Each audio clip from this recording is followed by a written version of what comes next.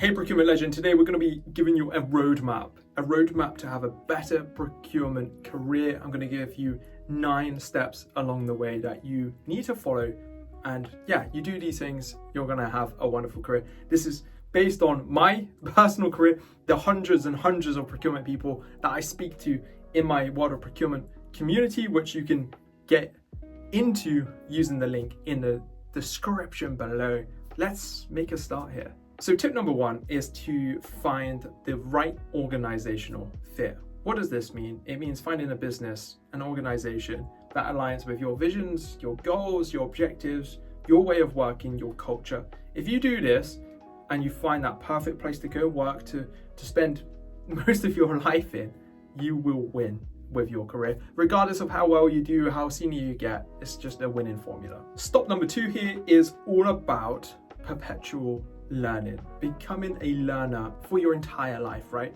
If we're going to have a good career in procurement, you can't stay static. You can't just get a role, stay in it and do the same things. That's not going to be fun for, I would suggest, the 99% of you, and you're never really going to get the most out of your career.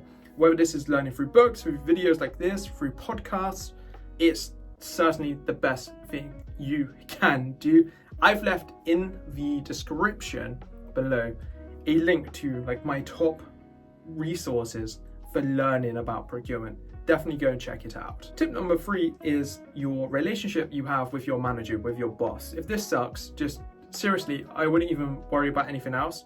If you have a manager that doesn't respect you, that micromanages you, that you can't work with, get out as fast as possible. If you speak to maybe the person above them or other people in the business with HR, nothing really happens, it doesn't improve, get out, go find somewhere else. I'm telling you now, this will end your career, it will end your mental health. It's just not worth it. Just don't even play that game. Community engagement, that's my next big tip. And I'm big on community. I head up community at a tech company. I have my own community, World of Procurement. This channel, right, is part of my community.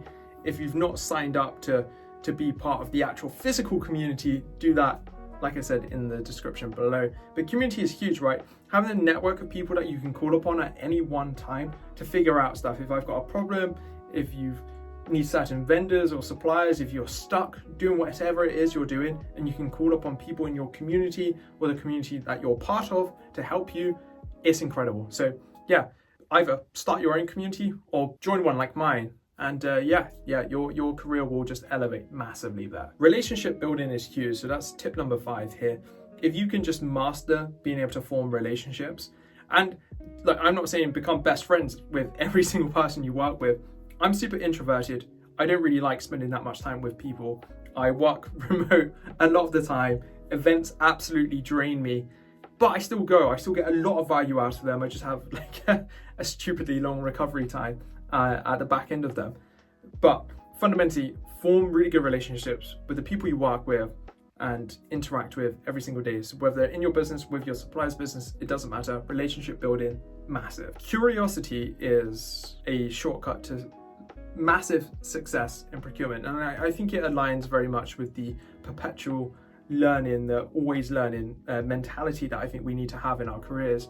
If we can remain curious, so what do I mean by this? If we have data that we can see within our business, we want to drill down into that. I'm reading a book by Eloise Epstein at the moment, How to Hack Your Supply Chain, and she talks about how, and she actually mentioned this on the podcast episode I recorded with her, about one of her clients who had like 400, oh no, it's something ridiculous, like 400,000 contracts. It may be 43,000 contracts. It really, the number doesn't matter, but they had all this data and all they could tell her was how many contracts they had.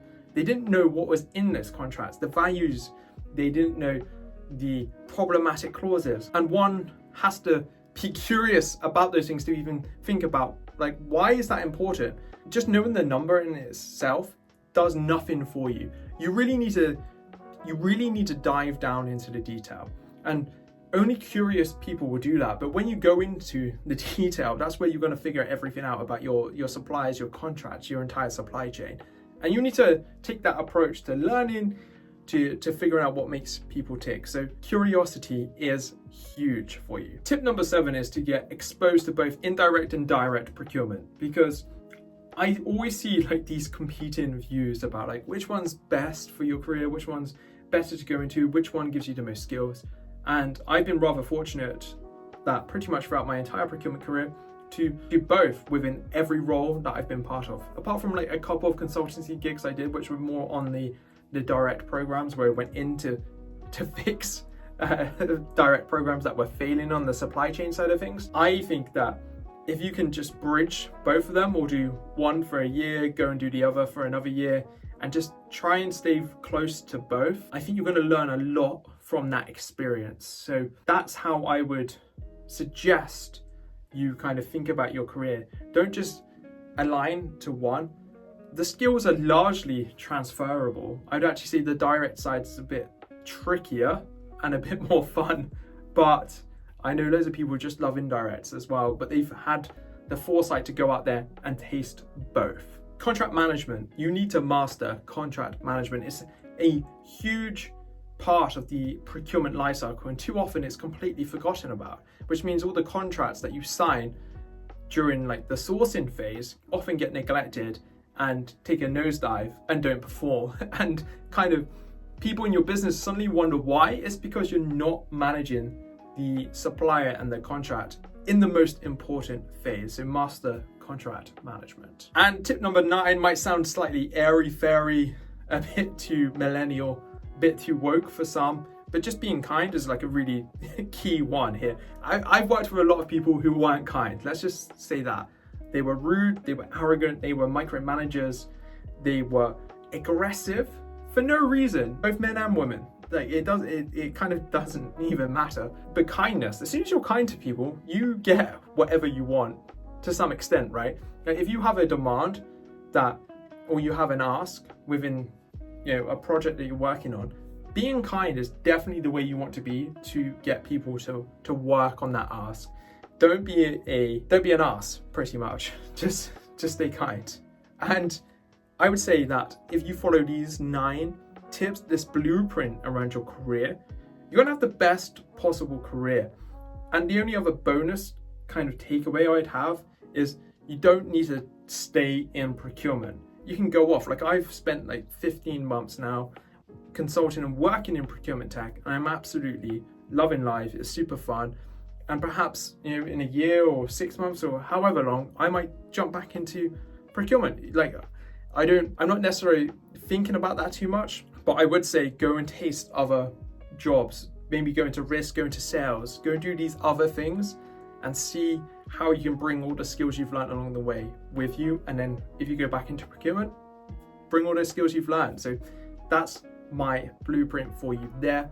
Before you go, I would say go and watch this video that we made. It's about 14 ways that procurement isn't just buying. We get in this trap of saying that we buy stuff, and we definitely don't just buy stuff. We do so much more than that, and that video will help you communicate what procurement does with your internal stakeholders. I'll see you soon, my friends. Goodbye.